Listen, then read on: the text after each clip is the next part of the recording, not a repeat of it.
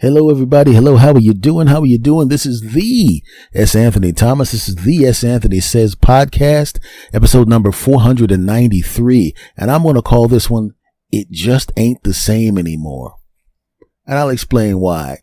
You ever remember when you were a kid and you'd watch your parents, they'll see one of those TV commercials that plays songs from their childhood, and you didn't like the songs because you didn't have any idea about love and romance because you were just a kid. You don't know what the hell's going on. And you see them getting all misty-eyed about a song. This is our song. And you're going, what is wrong with these two old people? Right?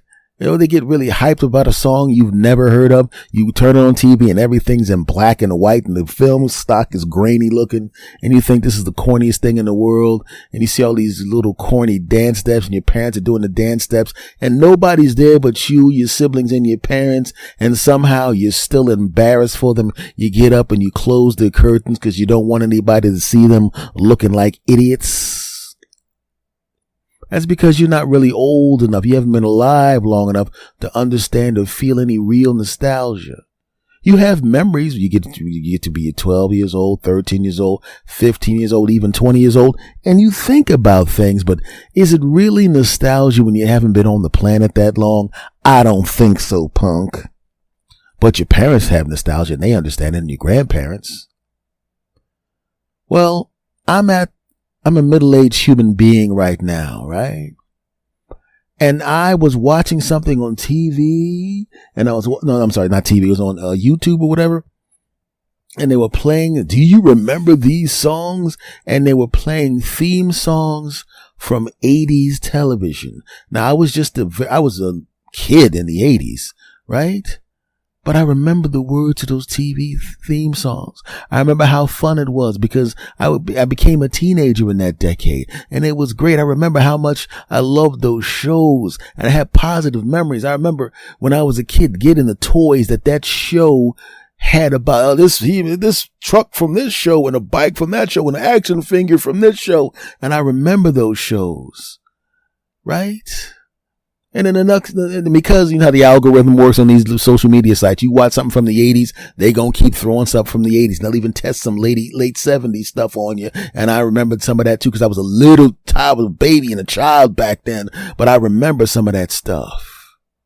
And then they start playing music from the 80s, right? The decade I became a teenager. Oh man. Right? They started out with Michael Jackson. They went to Prince. They started playing all that other stuff. And Prince is my favorite artist. Michael Jackson's one of my favorite artists as well. So I'm having a great time listening to all this music. It's nostalgia. I'm feeling the same kind of nostalgia that you feel, the same nostalgia that your parents felt. Oh man. Right? I'm a grown man standing there doing my laundry. And what did I catch myself doing? I catch myself doing some Prince moves. Didn't do the split though, cause, I gotta go and, walk at some point today. But I daggone sure did a really good moonwalk. I did that spin and stood on my toes. I did some of Prince's hand movements that he did when he was in the movie. I did some of them Purple Rain dance steps that he did. Not the split, cause I gotta walk later on. But you know what I'm saying, right? And I realized, I'm as embarrassing as they were. Oh no. But is that really a bad thing? No, it's not a bad thing. It's good to have memories. And it was really weird to have memories because things aren't the same now.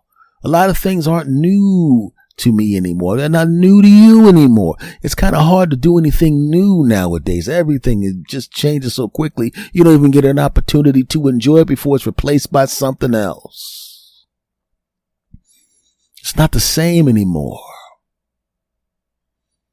But that's on the positive side. That's when something good and cute and fun from your past happens. But sometimes when you say it's not the same anymore, sometimes it's a bad thing too. One of the things that came up next on YouTube was, and the algorithm is interesting, it started sprinkling in some of those Reddit stories, right? Oh, she cheated or he cheated and I got my revenge. They cheated and they ghosted me and I got revenge. It reminded me of a couple of things that happened to me in my past. And I was reminiscing as well. But this time the nostalgia wasn't fun nostalgia.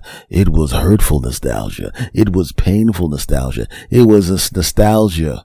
And I wish we could just take the 2 letters off that no and get it out of there. But no, I had to relive it. One of the most painful ones was one that happened to me when I was a young man, a very young man. And as I've talked about on this podcast before, I started doing comedy when I was 17. And as soon as I turned 18 and 19, the women I was dating they were all older than me, 25. Now, granted, 19 to 25 doesn't seem that like it's that many years, but it's a lot of years. And 20 to 28, and she's 28 and I'm 20. It's a lot of years, man.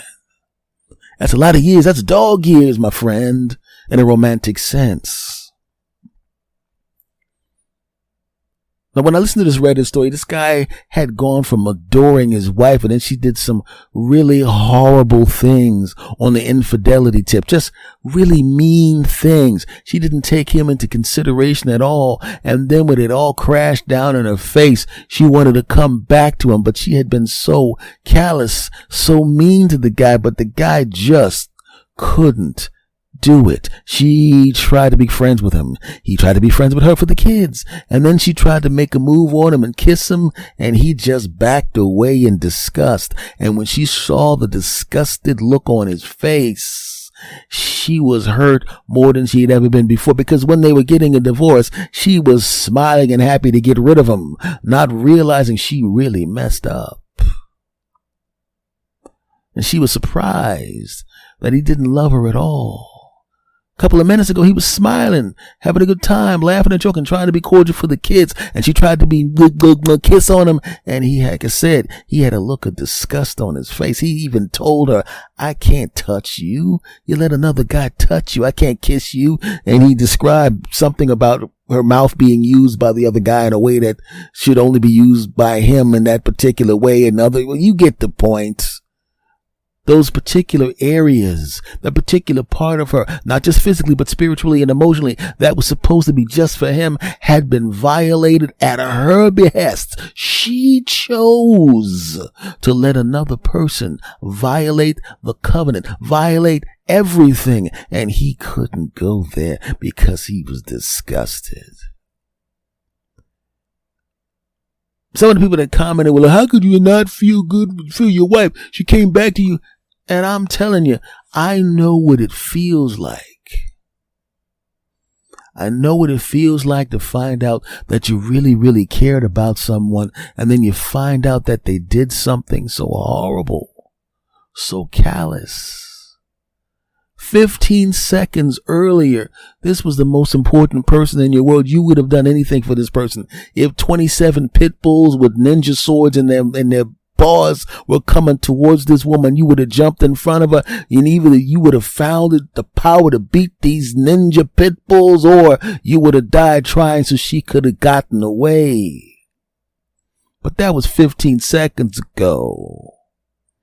Now you know what you know for sure, and you know what she did, and you know how she did it, and you know she enjoyed doing that because she got away with it and didn't even give a crap about you, didn't think about you, wanted to continue to have you be used by her, not caring about how you felt.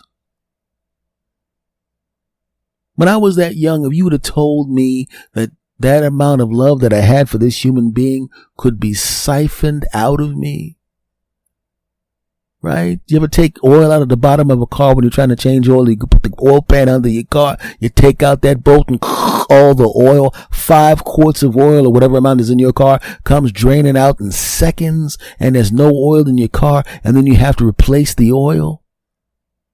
You ever stick a pin in a balloon and you see the balloon very quickly deflating? It was full of air, and now all the air is out.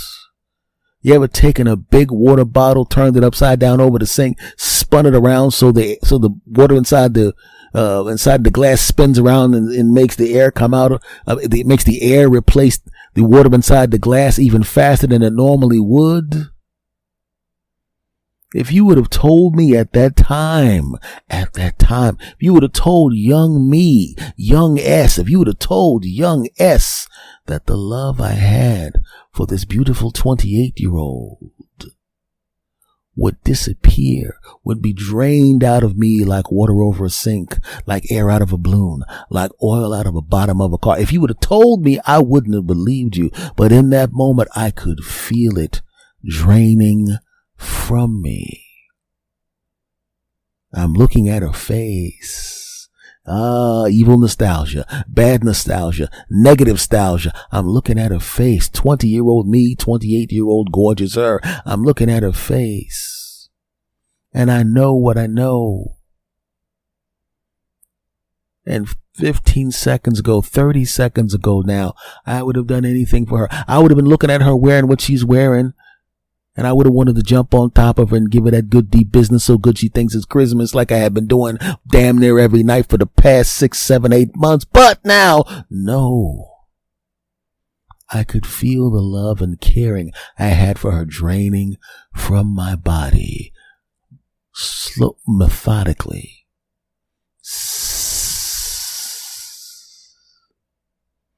And just like that bottle upside down over the sink that you spun around so the air could smoothly fill the bottle and replace the water until the bottle was empty, I could feel something filling the space. And you would think it would be hate.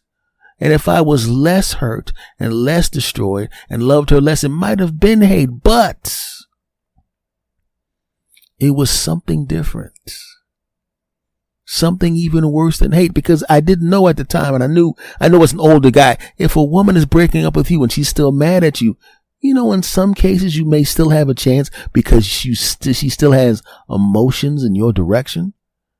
I've been mad at people and they have been mad at me. And because we were still mad, we still were able to feel emotions for the other person. There was still something inside of us, some kind of emotional attachment. And we were able to get back together. But in this case, oh no, it was not hatred that replaced the love. It was indifference.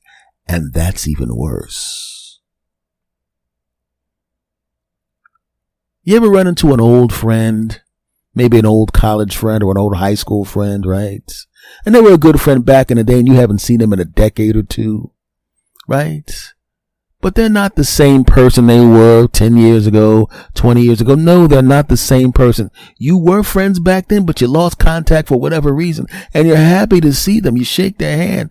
But if you really think about how you feel about them emotionally, they are literally just one step above a stranger who was nice to you.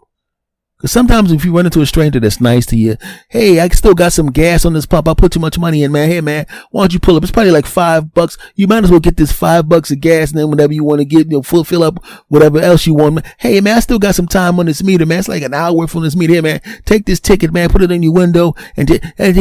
Oh, man, I left my wallet. You know what, man? I left my wallet too, man. You know what? Here's $5, man. No, don't worry about it, brother. Somebody does something nice for you like that. Somebody holds the elevator. Somebody lets you cut in front of them in traffic. They're a stranger. You don't know them, but they did something nice for you and you have a positive feeling. And if you notice, seeing that old friend, the positive feeling is just a little bit more than that. They're just one shade above.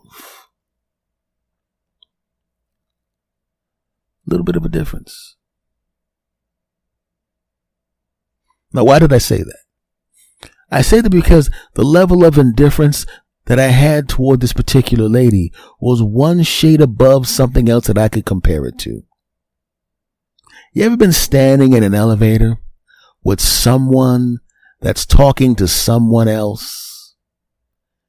You know they're there and they're talking, but you don't give a damn about what they're saying. I was one shade above that feeling for this particular woman, because now she's talking. She's looking at my face, and she realized that I had aged about 10 years in 15 seconds, because now, even though I'm still 20 years old, I have been damaged by her actions to the point where I now have the emotional maturity, at least in romantic situations, of a 30-year-old. she tries to come towards me with some advances on the physical side, and she still looked great. And I had birth control and she was on the pill. So I figured, in my mind, I'm thinking, I might as well do this one last time to remind her of what ain't ever going to happen again. And also, why not? I'm already here. So I pick her up, I carry her back to the bedroom, and I, gave her that good deep business so good she thought it was Christmas like 4 times in a row. Remember, I was 20. Okay, I was 20 years old. Give me a break. That's a whole weekend's worth now. I'm just kidding. I'm still incredible. Shut up. Back to the story. And we're laying there. Not to be indelicate, she's playing with something. I'm not going to say what it is, but it rhymes with my Venus and besticles. And she's looking at me, and she has that lovey-dovey look in her face because, like I said, 4 times in a row, over the course of I gave her that good deep business. She thought it was Christmas. You understand what I'm saying? But in my mind, once again, remember I just said, that person that's in the elevator, that's talking to somebody else, I know they're there and they're talking, but I don't care what they're saying. Well, here I am, right in the bed next to this gorgeous woman with the perfect body, looking like Halle Berry, but cuter. And she's thinking we're getting back together and I hear what she's saying and I know she's there, but I don't give a damn.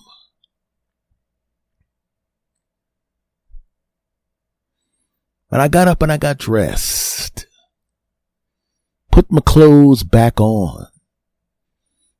And under normal circumstances, after doing that with her, that would be when I would go to the store and I would get her something to eat and I would say something along the lines of, don't put your clothes back on because when I come back, all you're going to do is put on a robe and I'm putting you right back in there and giving you that business again. But I didn't say it this time. This time I said, I just wanted to say goodbye to you. Because I know what you did. And I explained what I knew. And how I knew. And now she knew.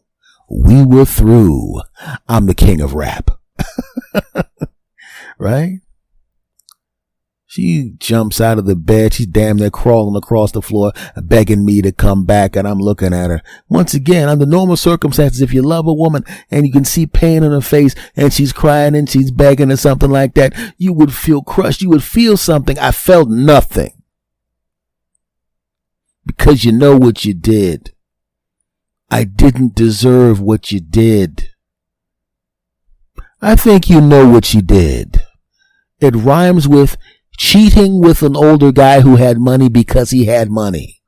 Okay, that's not the rhyme, that's the actual thing, but you get the point. I had to go and I went, she tried for weeks to get back with me. And I wouldn't even take her phone calls. And she finally got the message. And she finally stopped coming to my damn shows and trying to sit up front with her girlfriends and trying to follow me after shows begging. I said, listen, no. And I said, listen, you can either stop coming to the shows on your own, or I can tell the management of every comedy club in the tri-state area that if I'm there, you're not allowed in the building. It's up to you. And she finally got the message.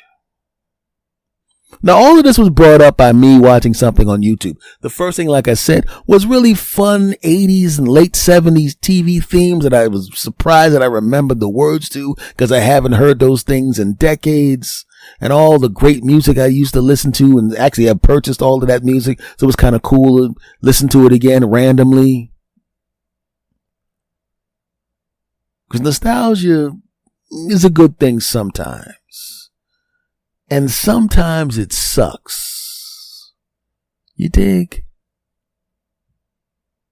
Of course you do. Folks, guess what? This episode is now over. Thank you very, very much for listening to the show. I appreciate you. Do me a favor. If you love this podcast, and you do me a favor, rate and review this podcast 5 stars, please, on whatever podcatcher you're listening to it on. Remember to subscribe if you haven't subscribed. Follow on Spotify or Apple or whatever the heck you're listening on. Tell a friend, tell a family member, spread the word. If you see my podcast online somewhere, make sure you reblog it, whatever the hell it is, just whatever it is, share the link to the podcast online, okay? I would appreciate it. And to the new listeners in new countries, thank you very much. This is episode number 493. So if you're listening to this and you like this, there's a whole bunch of other episodes that you can listen to, and I'm proud of every last one of them, or they wouldn't have been put up. Also, before I go, remember I have another podcast called The S. Anthony Thomas Show. I would appreciate it if you go and check that out as well and show it the same kind of love that you show this show, okay? Coolness, my friend. Much love to you all, and I will see you again next time. Take care.